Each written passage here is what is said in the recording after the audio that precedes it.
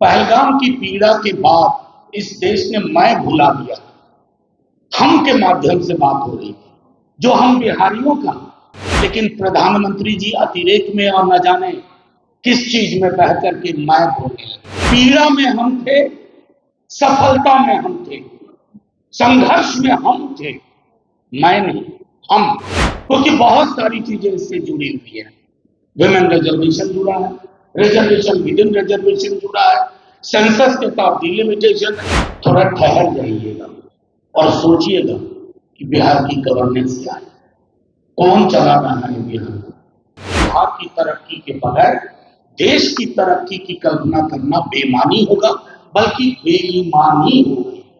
तो प्रधानमंत्री जी चुनावी साल है, लेकिन बिहार चुनाव तक ही अपने अस्तित्व को नहीं है। माहौल में गर्मी है और प्रधानमंत्री जी आ रहे हैं हमारे राज्य, चुनावी साल है, प्रधानमंत्री जी का आना जाना होगा। कभी गमछा कांधे पे होगा, कभी गमछा सर पे होगा, लिट्टी के साथ भी स्नेह बढ़ेगा।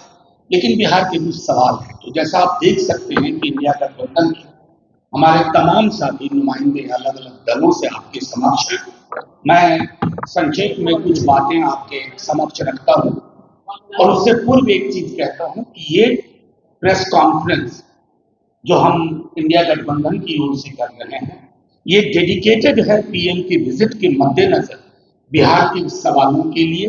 और ये आपका हमारा साझा सरोकार है, क्योंकि आप और हम भले दो अलग भूमिका में हो, लेकिन हमारा मानना है कि बिहार की तरक्की के बगैर देश की तरक्की की कल्पना करना बेईमानी होगा, बल्कि बेईमानी होगी, डिसऑनेस्टी होगी।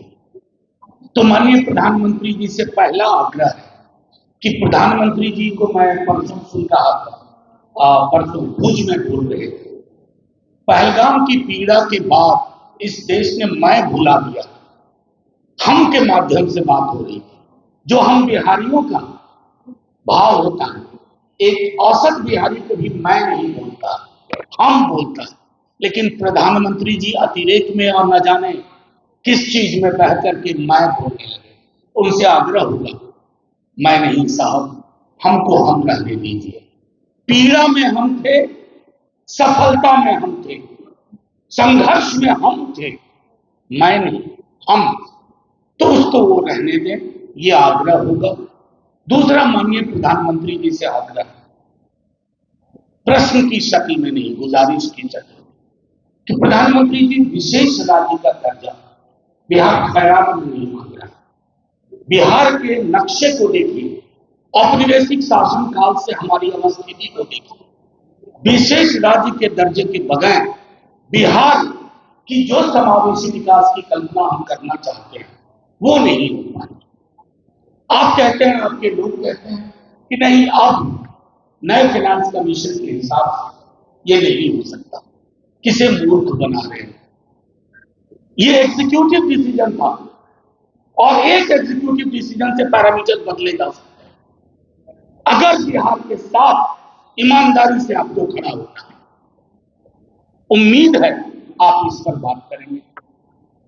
तीसरी चीज, माननीय प्रधानमंत्री जी, महागठबंधन जब तेजस्वी जी के नेतृत्व में सरकार में शामिल था तो जातिगत सर्वेक्षण हुआ, उसके आधार पर आरक्षण का दायरा बढ़ा।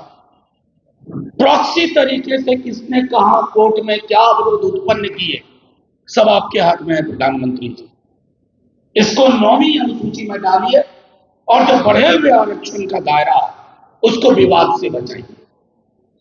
रिलक्टेंटली सही, डगमगाते हुए सही, आज आप रास्ते पे आए।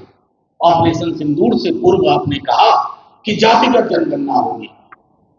नेता प्रतिपक्ष बार बार कह रहे हैं, तेजस्वी जी हम अलर्ट मोड में, टाइमलाइन बताइए, क्योंकि बहुत सारी चीजें इससे जुड़ी हुई है। विमेन रिजर्वेशन जुड़ा है, रिजर्वेशन विद इन रिजर्वेशन जुड़ा है, सेंसस के साथ डिलिमिटेशन है, और डिलिमिटेशन के बाद आनुपातिक प्रतिनिधित्व बढ़ने की बात है, आरक्षण का दायरा बढ़ने की बात है, और निजी क्षेत्रों में आरक्षण की बात है। तो ये सारी चीजें मेरा मानना है कि प्रधानमंत्री जी बिहार आए तो रिटॉरिक से आगे बढ़ करके आपको आगे बढ़ना होगा। एक आखिरी चीज कह करके मैं फिर अपने बाकी साथियों को सौंपूंगा, सब लोग संक्षेप में आपके समक्ष रखेंगे। बिहार को ईर्ष्या किसी राज्य से नहीं है, बिहार को पीड़ा, बिहार गुजरात की तरह बनना चाहता है आर्थिक रूप से, हालांकि बहुत सारी बातें होती है। बिहार की तरक्की के लिए प्रधानमंत्री जी को वही नजर चाहिए जिस नजर से गुजरात को आज तक एड्रेस किया गया है।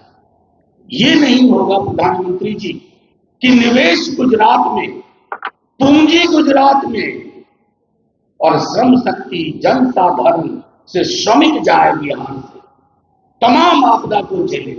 प्रधानमंत्री जी बिहार इस साइकिल को बदलना चाहता है, इसको दुरुस्त करना चाहता है।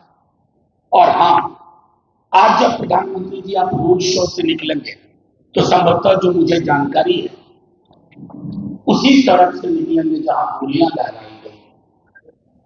प्रधानमंत्री जी बस गुजर जाने को गुजर मत जाइएगा, थोड़ा ठहर जाइएगा और सोचिएगा कि बिहार की गवर्नेंस क्या है, कौन चला रहा है बिहार को। बिहार ना ऑटो पायलट मोड में है, ना पायलट, और टर्बुलेंस बहुत है। तो प्रधानमंत्री जी चुनावी साल है, लेकिन बिहार चुनाव तक ही अपने अस्तित्व को नहीं देता। इस बात को ध्यान में रखते हुए बिहार में सौहार्द कैसे बरकरार रहे, जो मैंने पहले कहा कि बिहार हम की भावना से, इस हम को भय और नफरत की आग में मत छोड़िएगा। हम बहुत भुगत चुके हैं, आपसे ये आग्रह होगा। अब मैं आग्रह करूंगा हमारे कांग्रेस के साथी राजेश जी से, सब लोग संक्षेप में अपनी अपनी बात